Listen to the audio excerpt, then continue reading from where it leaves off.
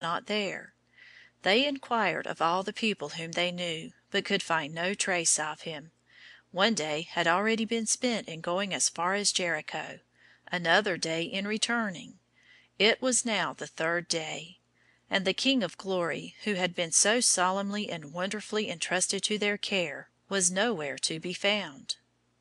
At last they looked in the temple. There in one of the porches was a company of people sitting on the floor, as the custom was, and listening while wise men taught.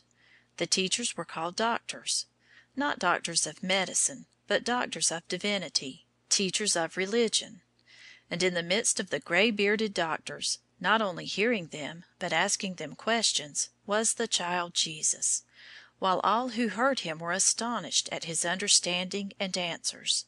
And when his parents saw him, they were both glad and amazed, glad to find him after their long search, but amazed that their son, this little lad of Nazareth, should be sitting so serenely in the midst of those learned people, understanding what they said.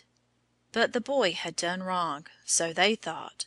He had caused them great distress, and his mother said, "Son, why hast thou thus dealt with us? Behold, thy father and I have sought thee sorrowing." She reproached him with tears in her eyes, as mothers must. But he answered, "How is it that you sought me? Did you not know that I would be found in my heavenly Father's house?" He meant that they should have known him better than to search for him from street to street. They should have looked first in the temple. It shows what he had been doing all that week.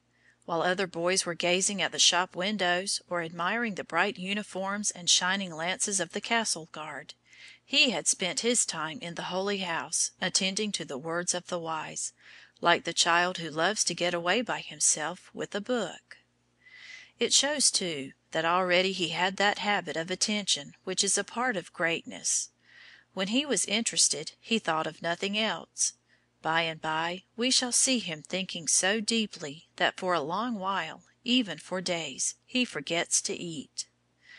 Now he forgets what time it is, and how his father and mother are starting off for home. All his mind is on the words of the wise men.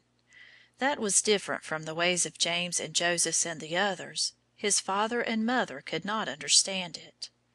But he turned about and took their hands and went away between them, and so came to Nazareth again and took up the old life. Every day he did just what they wished him to do.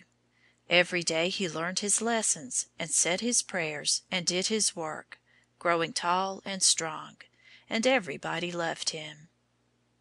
End of chapter 8.